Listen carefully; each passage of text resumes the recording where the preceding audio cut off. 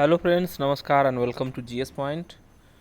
तो दोस्तों, आज का टॉपिक है नासा और इसरो की 2021 की प्रमुख संयुक्त परियोजना।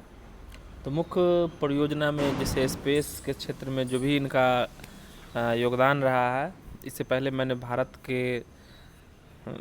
में जो इसरो का स्पेस का जो है इंडियन स्पेस रिसर्च ऑर्गेनाइजेशन का जो योगदान था उसका पोस्टमार्टम मैंने किया था, हम लोगों ने किया था। उसके बारे में हम लोग इसरो के बारे में मैंने जाना था, इसरो का स्थापना कब हुआ है, इसरो का प्रक्षेपण केंद्र पीएसएलवी, जीएसएलवी, उसके बाद पहला यान कौन सा था, जीएसएलवी कब से यूज किया गया, पीएसएलवी का मतलब क्या होता है, बाहुबली उपग्रह कौन होता है, यानी भारतीय उपग्रहों के बारे में हम लोगों ने पढ़ लिया है। उसके बाद भारतीय स्पेस रिसर्च सेंटर के बारे में भी पढ़, यानी मोटा मोटी तौर से हम लोगों ने इसरो और भारत के स्पेस के अभी तक की जर्नी को जो है हम लोगों ने संक्षिप्त विवरण के साथ पढ़ा है। साथ में इसरो के जो चेयरमैन हैं अभी तक के, उसको भी पढ़ा है। तो आशा करता हूँ कि प्रीवियस ईयर वाला क्वेश्चन आपको प्रीवियस ईयर का वीडियो आपको अच्छा लगा होगा। और आप लोगों ने उसको नहीं देखा है तो प्लीज़ जाके आप देख सकते हैं, इसके डिस्क्रिप्शन लिंक में मैंने उसका लिंक दे रखा है। और आशा करता हूँ कि प्रीवियस ईयर का वीडियो वो आपको अच्छा लगा होगा। मैं एक बार आपको समराइज़ करवा देना चाहता हूँ कि मैंने क्या क्या करवाया था इससे पहले। तो दोस्तों, देख सकते हैं इसरो के स्थापना मैंने बताया था, भारतीय अंतरिक्ष अनुसंधान समिति का गठन 1962 में विक्रम साराभाई और 15 अगस्त 1969 को हुआ था। और तो लगभग मैंने टॉपिक जो है कवर कर दिया है। अंतरिक्ष अनुसंधान का मुख्यालय कहाँ है, ये अध्यक्ष कौन है, प्रथम कौन थे, आर्यभट्ट कब छोड़ा गया, कहाँ से छोड़ा गया, रोहिणी, एप्पल, मोटा मोटी मैं बताना चाहता हूँ कि अब जो है विक्रम साराभाई अंतरिक्ष केंद्र का मुख्यालय तिरुवनंतपुरम है, सतीश धवन अंतरिक्ष का हरिकोटा है, इसरो का प्रमुख उपग्रह केंद्र बेंगलोर। और दोस्तों, मैंने ये सब करवा दिया है आपको, बस मैं आपको बताना चाहता हूँ। देखिए, इसरो के द्वारा निर्मित प्रक्षेपण यान सबको मैंने एक एक बार करवाया है, ठीक है। सबको मैंने डिटेल से करवाया है, जैसा कि पेज को जिस तरीके से देखे हैं इससे रिलेटेड भी। जैसे चंद्रयान 1 पीएसएलवी XLC-11 से छोड़ा गया था। जीएसएलवी का मतलब क्या होता है, बाहुबली उपग्रह किसको बोलते हैं। साथ में प्रथम इसरो के प्रमुख कौन थे, और कभी कभी पूछा जाता है कि 4 में से एक कौन नहीं थे। तो आप लोग दिमाग में बस याद रखना है, आप लोग को बस एक बार देख लेना है चंद्रयान 1 कब गया था, चंद्र मिशन कब जाएगा, वो जो है उसका जो चंद्रयान 2 गया था उसका लैंडर का नाम क्या था, विक्रम। और उसके बाद जो है मंगल मिशन, और उसके बाद जो है मैंने गगनयान मिशन ये भी करवाया था 2023। इसका लक्ष्य था आदित्य L1। और आदित्य L1 के बाद जो है नासा, आदित्य L1, ये सब मैं करवाऊँगा। अभी का वीडियो में मैं ये करवाऊँगा क्योंकि ये जो है निसार यानी नासा और इसरो का संयुक्त परियोजना है। तो आशा करता हूँ कि ये वीडियो आपको अच्छा लगा होगा।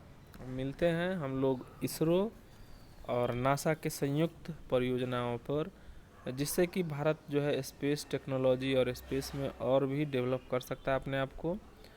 तो चलिए, आप लोगों ने देखा है कि Indian space research organisation ISRO के बारे में मैंने बताया है। और चलिए, हम आदित्य L1 के बारे में भी हम लोगों ने पढ़ ही लिया है लगभग, लेकिन एक बार और पढ़ लेते हैं। सूर्य का अध्ययन करने वाले भारत का पहला वैज्ञानिक अभियान आदित्य L1 था। वैसे भी आदित्य क्या होता है, जिसे आदित्य जो है सूर्य का पर्यायवाची शब्द है, आपका समानार्थी शब्द है, यानी बोल सकते हैं समानार्थी शब्द है सूर्य जो है। क्योंकि आदित्य, अगर आप लोगों ने छठ पूजा देखा होगा तो उसमें गाना भी आता है आदित्य उसके नाम से। तो आप लोगों को याद होगा हिंदी का, आप लोगों ने अगर थोड़ा मोड़ा पढ़ा होगा तो आदित्य L1 मिशन जो है वो भारत सूर्य का अध्ययन करने के लिए अपनी पहला सौर मिशन आदित्य L1 साल 2022 में तीसरी महीना में लॉन्च होने की संभावना है। साल 2022 के तीसरे महीना में लॉन्च होने की संभावना है। तो इसमें तो अभी इसको नहीं किया गया है। आदित्य L1 मिशन को पृथ्वी से 15 लाख किलोमीटर दूर, देखिए ये याद रखिएगा, लेग्रेगियन पॉइंट 1 L1 के चारों ओर प्रभामंडल की कक्षा में प्रवेश कराया जाएगा। तो आप लोगों ने सूर्य का चैप्टर, सूर्य जो है कहीं से पढ़ा होगा, प्रकाश मंडल क्या होता है, कोरोना क्या होता है, प्रभामंडल क्या होता है, तो इसमें आपको प्रॉब्लम ना होनी चाहिए थी। तो प्रवेश कराया है ताकि बिना किसी बाधा या ग्रहण के निरंतर सूर्य का प्रक्षेपण किया जा सके, ठीक है। वैसे सूर्य का द्रव्यमान जो है दोस्तों वो हाइड्रोजन हीलियम से बना हुआ है और 4 हाइड्रोजन मिलकर एक हीलियम का निर्माण करता है। सूर्य जो है हीलियम का जलता हुआ गोला है, जिसे नाभिकीय संलयन प्रक्रिया द्वारा इसमें क्या होता है, ऊर्जा विमुक्त होता है। और इसके कोर का टेम्परेचर 1.5 मिलियन डिग्री सेल्सियस है। इसके बाहरी सतह जो है उसका जो है टेम्परेचर लगभग 6100 डिग्री सेल्सियस है। और सूर्य में जो आपको ब्लैक कलर का धब्बा दिखता होगा उसका जो टेम्परेचर है वो 60,000 से लगभग 6,000 से लगभग 1500 डिग्री सेल्सियस कम होता है, ठीक है, जो कि सूर्य में आपको धब्बा दिखता होगा उस, ठीक है। तो चलिए हम लोग नेक्स्ट चलते हैं। आदित्य वेल वन को मैंने पढ़ लिया है। ये मोस्ट फेमस है बिहार बीपीएससी के लिए, और स्पेशली ये तो अगर आप लोगों ने स्पेस के बारे में नहीं पढ़ा है तो आप रेलवे का एग्ज़ाम में जो है 1 से 2 क्वेश्चन आपको स्किप हो सकता है, क्योंकि रेलवे में एग्ज़ाम में जो है वो स्पेस टेक्नोलॉजी से और साइंस एंड टेक से बहुत ज़्यादा क्वेश्चन रहता है। तो देखिए इसका क्या नाम है, निसार। निसार मतलब NI मतलब निसार नासा और इसरो की संयुक्त मिशन। निसार किस वर्ष लॉन्च किया गया, 2023 में, याद रखिएगा।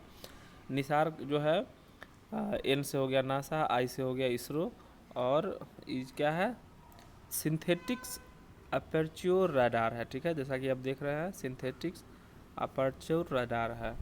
तो सार सिंथेटिक्स अपर्च्योर रडार है, ठीक है, को संदर्भित करता है, जिसका उपयोग नासा द्वारा पृथ्वी की सतह से होने वाले परिवर्तनों को मापने में किया जाता है।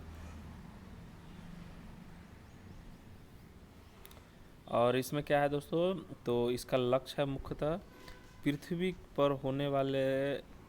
की सतह पर होने वाले सूक्ष्म, उसके बाद परिवर्तनों की निगरानी करना, ठीक है, संभावित ज्वालामुखी विस्फोटों के बारे में चेतावनी देना, यानी ज्वालामुखी के बारे में चेतावनी देना, उसके बाद भूजल आपूर्ति की निगरानी में मदद करना, यह है, बर्फ़ की चादरों को पिघलने की दर को निगरानी करना, यानी ग्लोबल वार्मिंग जो होता है उसको जो है जहाँ तक नियंत्रित क्या करना, इन्फॉर्मेशन जो है वो वैश्विक पटल पे इसके द्वारा रखा जाएगा, जिससे कि क्या है इसका निदान करने में कुछ उपाय हम लोग कर सकते हैं। और भी सारे हैं। तो निसार क्या है, इसरो और नासा का संयुक्त जो है ना सिंथेटिक्स अपर्च्योर रडार है। ये जो है मुख्यतः पृथ्वी का अवलोकन करेगी, जिसके अंतर्गत संभावित ज्वालामुखी, भूजल आपूर्ति, बर्फ़ की चादरों के पिघलने की दर का निगरानी करना, ये सब शामिल है, ठीक है। उसके बाद नेक्स्ट चलते हैं। और अक्टूबर 2021 में नासा ने बृहस्पति के ट्रोजन क्षुद्रग्रह का अध्ययन करने के लिए अपनी तरह का पहला मिशन लॉन्च किया गया था, जिसका नाम क्या था, लूसी मिशन नाम था, ठीक है। लूसी मिशन अगर आपको बोला जाए तो नासा के द्वारा बृहस्पति के ट्रोजन क्षुद्रग्रह का अध्ययन करने के लिए अपनी तरह की पहला सौर मिशन लॉन्च किया गया है, ठीक है दोस्तों। नासा ने बृहस्पति के ट्रोजन क्षुद्रग्रह का अध्ययन करने के लिए लूसी मिशन को लॉन्च किया है, और लूसी मिशन का जीवन 12 साल का है। लूसी मिशन का जीवन काल 12 साल का है, याद रखिएगा। और कुछ आपको जो है मैंने नूर और नूरी रॉकेट को एक साथ रख दिया है, क्योंकि इसमें क्या होता है, इसमें आपको कन्फ्यूजन हो सकता है नूर और नूरी रॉकेट में। इसी के लिए जो है वो अब हम लोग अंतर्राष्ट्रीय स्पेस में आ गए हैं, इसके बारे में चर्चा करते हैं। तो कुछ क्या होता है जो भी एग्ज़ाम से रिलेटेड है और जो आने की संभावना है उसको मैंने आपके सामने प्रदर्शित किया, वीडियो बना के माध्यम से लाया है, जिससे कि आपको आने वाले एग्ज़ाम में कोई भी परेशानी ना हो। तो देखिए, ईरान ने अपना पहला सैन्य उपग्रह का सफलतापूर्वक ऑर्बिट में स्थापित किया है, जिसका क्या नाम था दोस्तों, नूर था। और ये जो है मिलिट्री सैटेलाइट है, ठीक है। नूर जो है क्या है, मिलिट्री सैटेलाइट है।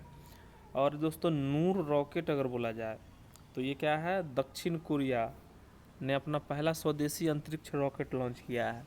यानी नूर रॉकेट जो है किसका है, दक्षिण कोरिया ने अपना पहला स्वदेशी अंतरिक्ष रॉकेट लॉन्च किया है जिसको नूर रॉकेट बोलते हैं, ठीक है। और साथ ही ईरान ने अपना पहला सैन्य उपग्रह यानी मिलिट्री उपग्रह को ऑर्बिट में स्थापित किया है, उसका नाम क्या है, नूर है, ठीक है।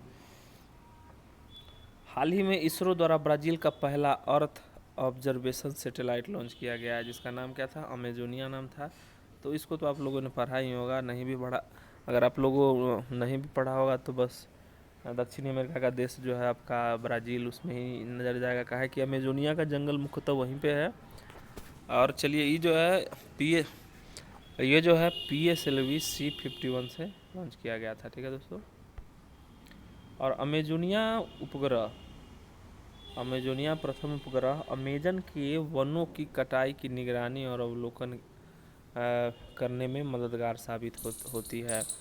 तो इसका मुख्य लक्ष्य है क्या करना, अमेजोनिया में जो जंगल है, अमेजन का जो जंगल है उसमें कटाई होता है, बहुत तरह का क्या होता है, उसके बाद जो है वहाँ पे पक्षी का भी शिकार किया जाता है। और साथ में क्या होता है, वहाँ पे जंगल में आग लगने के कारण जो है वो एग्जैक्ट लोकेशन का पता नहीं चल पाता है, जिसके कारण।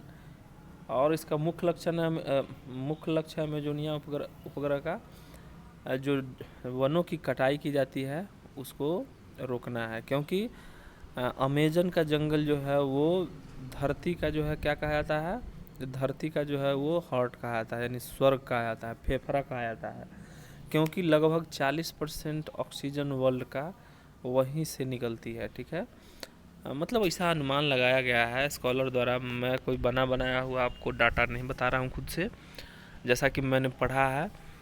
तो लगभग 40% ऑक्सीजन जो है उसका जो है वो निर्माण वहीं पे होता है अमेजोनिया के जंगल से।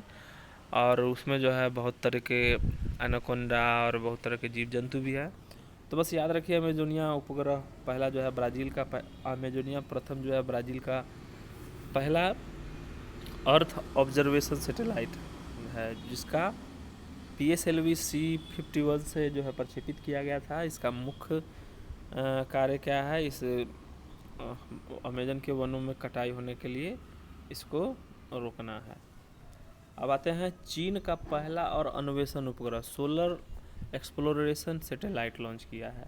चीन ने पहला सौर अन्वेषण उपग्रह लॉन्च किया है जिसका नाम क्या है, सीहे।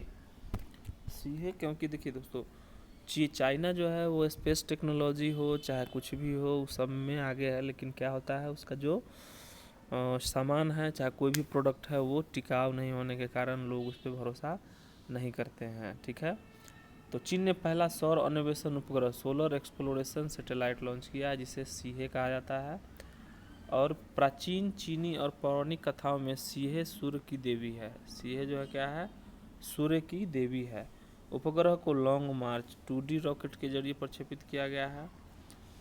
चीन ने सूर्य का अध्ययन करने के लिए अपने पहला सौरावलोकन सैटेलाइट भेजा है जो सौर ज्वाला सोलर फ्लेयर का अध्ययन करने के लिए उस पर हर्पल निगरानी करेगा। तो आप लोगों ने पढ़ा ही होगा, चीन ने पहला सौर अन्वेषण उपग्रह जो है लॉन्च किया, उसका नाम क्या है, सीहे नाम है। और सीहे का पौराणिक कथा जापान में चीन में क्या उसका अर्थ होता है, सीहे यानी सूर्य की देवी। उपग्रह को लॉन्ग मार्च 2D रॉकेट से प्रक्षेपित किया गया है। और ये जो है वो सूर्य के सोलर ऑब्जर्वेशन सैटेलाइट के आपका सोलर फ्लेयर जो है उसका अध्ययन करेगी। आप चलते हैं चंद्र मिशन चलते हैं, जैसा कि वेरी वेरी इंपॉर्टेंट क्वेश्चन है दोस्तों, ये खासकर रेलवे के एग्ज़ाम जो भी स्टूडेंट देने जा रहे हैं अभी।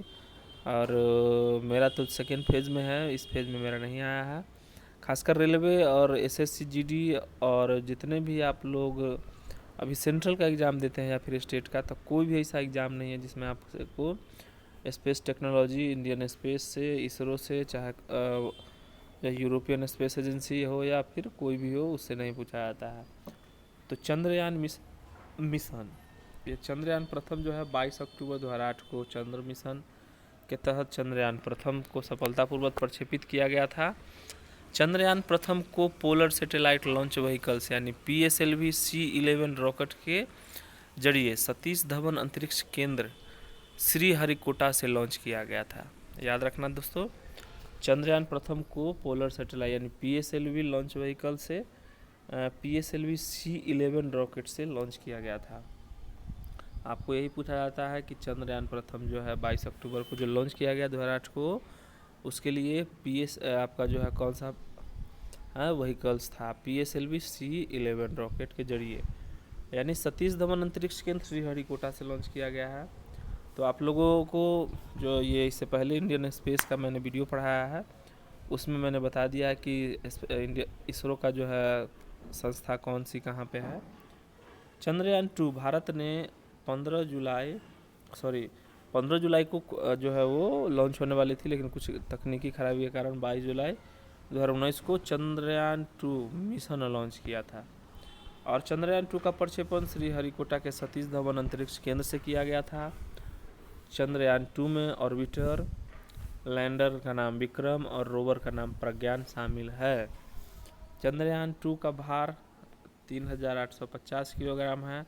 और ये 2 कॉपी क्वेश्चन जो है चंद्रयान 2 का जो है भार, वो इस बार का NTPC का एग्ज़ाम में पूछा गया है एकदम। चंद्रयान 2 का जो है भार कितना है, कौन सी आपका जो है व्हीकल उससे लॉन्च किया गया है, उसके बाद उसका प्रक्षेपण यान कौन सा था, तो आप लोगों ने पढ़ा होगा। चंद्रयान प्रथम को जो है PSLV C11 से, और चंद्रयान जो है 2 जो है आपका GSLV Mk3M1 से किया गया जाएगा, ठीक है, छोड़ा गया। याद रखिएगा PSLV C11 से चंद्रयान प्रथम जो कि पोलर सैटेलाइट लॉन्च व्हीकल्स है। उसके बाद जो है 22 जुलाई 2019 को चंद्रयान 2 मिशन लॉन्च किया गया है, जिसका प्रक्षेपण यान GSLV Mk3M1 है, GSLV Mk3M1 है। और चंद्रयान 3 का 2022 में लॉन्च होने की संभावना है। चंद्रयान 3 जो है वो 2022 में लॉन्च होने की संभावना है।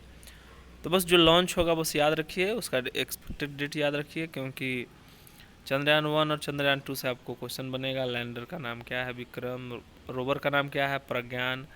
चंद्रयान 2 का वजन कितना था, 3850 किलोमीटर। चंद्रयान 2 का प्रक्षेपण यान क्या था, GSLV Mk3M1 था, ठीक है। और चंद्रयान 1 का प्रक्षेपण यान PSLV C11 था, ठीक है दोस्तों। नेक्स्ट चलते हैं, अब चलते हैं मंगलयान, ठीक है।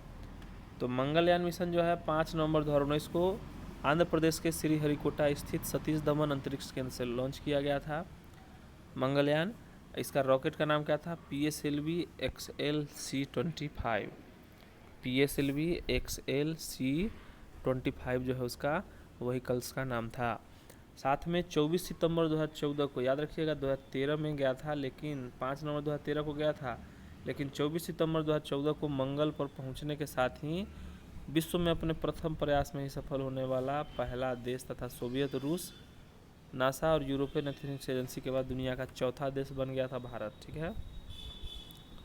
यानी मंगलयान मिशन जो है 5 नवंबर 2023 को आंध्र प्रदेश के श्रीहरिकोटा स्थित सतीश धवन से छोड़ा गया PSLV XLC25 को।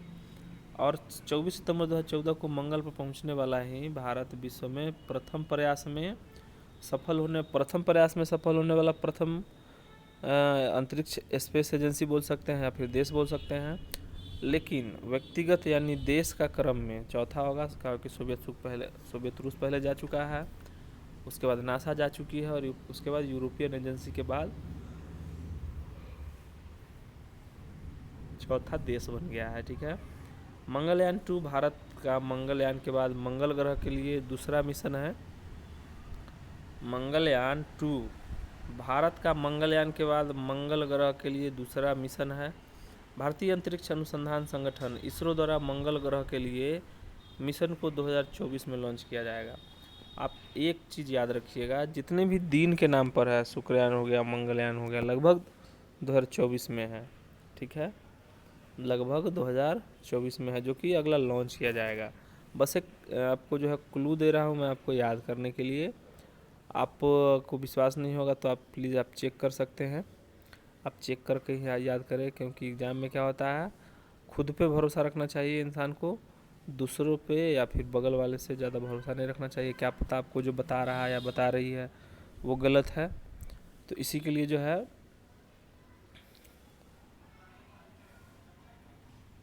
तो इसी के लिए जो है भगत सिंह का एक कहावत है, तो ज़िंदगी तो अपने दम पे जिए जाती है, दूसरे के ज़िंदगी तो अपने कंधों पे जिए जाती है, दूसरे के कंधे तो क्या होते हैं, वो जनाजे निकालने के काम आते हैं। यानी अपने दम पे जिए, जितना भी जीना है। एग्ज़ाम में क्या है, बस एक ही बार सोचना है कि हम कर सकते हैं, हम कर सकते हैं। अगर वो कर सकता है, चाहे कोई भी स्टूडेंट एग्ज़ाम निकाल सकता है, तो मैं भी निकाल सकता हूँ।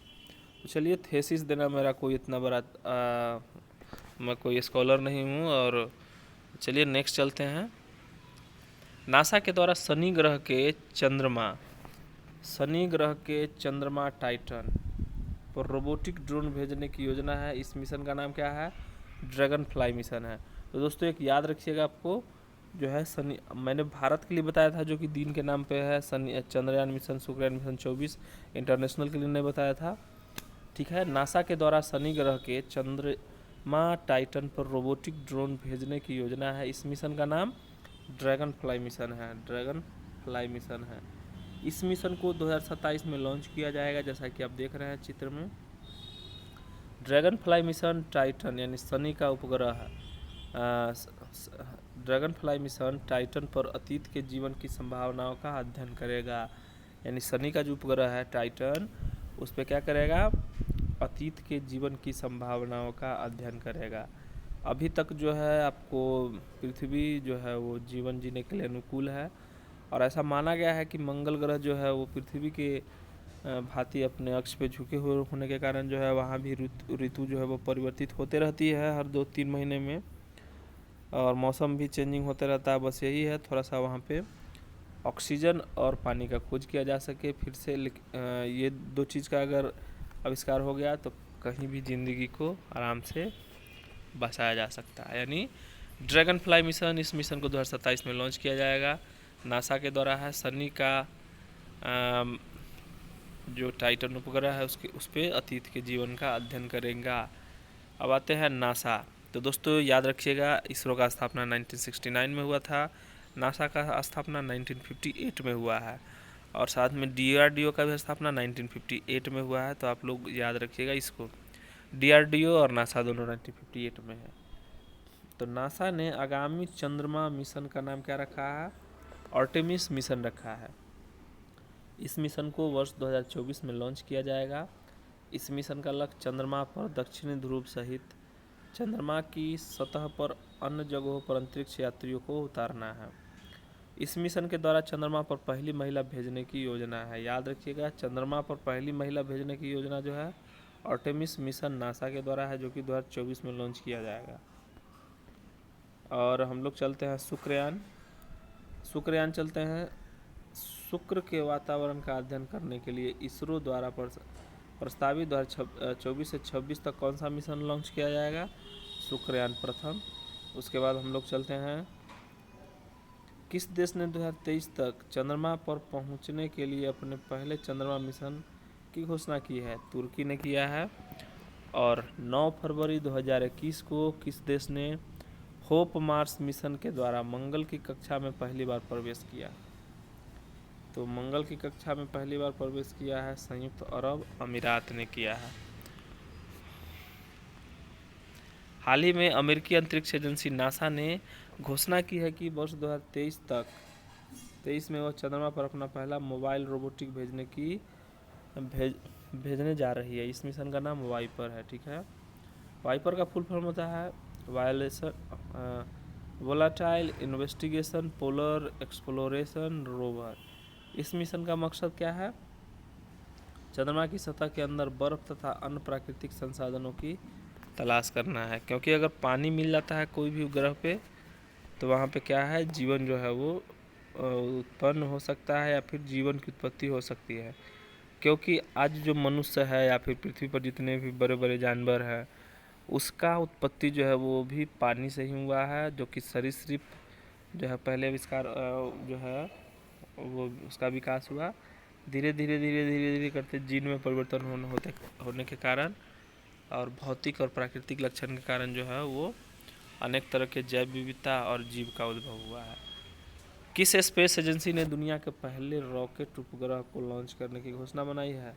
तो यूरोपियन स्पेस एजेंसी। लेकिन यूरोपियन अंतरिक्ष एजेंसी ईएसए ने दुनिया के पहले लकड़ी के उपग्रह को लॉन्च करने की योजना बनाई है। इसे न्यूजीलैंड से लॉन्च किया जा रहा है। इसे 2021 तक रॉकेट लैब इलेक्ट्रॉन रॉकेट से लॉन्च किया जाएगा। उपग्रह वीसा वुडसैट एक नैनो उपग्रह है। इसका प्रत्येक पक्ष की लंबाई, ऊंचाई और चौड़ाई लगभग 10 सेंटीमीटर है। ठीक है, याद रखिएगा। ये न्यूजीलैंड से लॉन्च किया गया है। किस स्पेस एजेंसी ने एक साथ 143 सैटेलाइट छोड़कर इसरो के रिकॉर्ड को तोड़ दिया है? तो स्पेस एक्स है। इसरो ने फरवरी 2017 में एक साथ 104 सैटेलाइट को लॉन्च कर विश्व रिकॉर्ड का हासिल किया था, जिसको SpaceX company Elon Musk, जो कि हाल ही में जो है वो अभी ट्विटर जो है उसको भी हायर किए हैं, मतलब ख़रीद लिया है लगभग उसका कुछ जो है शेयर। स्पेस एक्स कंपनी ने फॉल्कन 9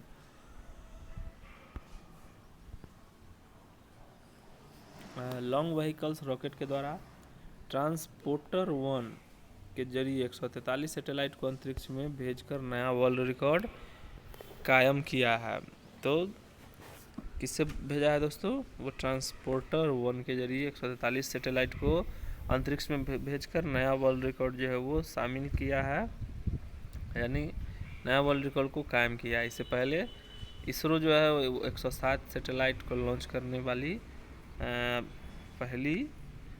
विश्व की पहली अंतरिक्ष एजेंसी थी। अब चलते हैं चीन ने 2033 तक मंगल मिशन के लिए पहला मानव युक्त मिशन को लॉन्च करेगा। यह महत्वाकांक्षी योजना मनुष्य को मंगल पर लाने के लिए अमेरिकी के साथ दौड़ को तेज करेगी। इस मिशन के द्वारा मंगल पर अस्थायी रूप से बेस के निर्माण और इसके संसाधनों को निकालने के लिए दीर्घकालीन योजना के साथ मिशन शुरू किया जाएगा। ठीक है, और 14 मई 2021 को चीनी अंतरिक्ष यान तियानवेन प्रथम ने मंगल ग्रह पर सफलतापूर्वक उतरा है। इसे जुलाई 2020 में लॉन्ग मार्च 5 रॉकेट के द्वारा लॉन्च किया गया था, जैसा कि आप देख रहे हैं पिक्चर में। तो आशा करता हूं कि दोस्तों आपको ये वीडियो का सेक्शन अच्छा लगा होगा, स्पेशली रेलवे वालों के लिए जो कि एनटीपीसी और उससे जुड़े स्टूडेंट हैं। तो मिलते हैं नेक्स्ट वीडियो में। जय हिंद, नमस्कार। पढ़ेगा इंडिया तभी तो बढ़ेगा इंडिया। जय हिंद सर।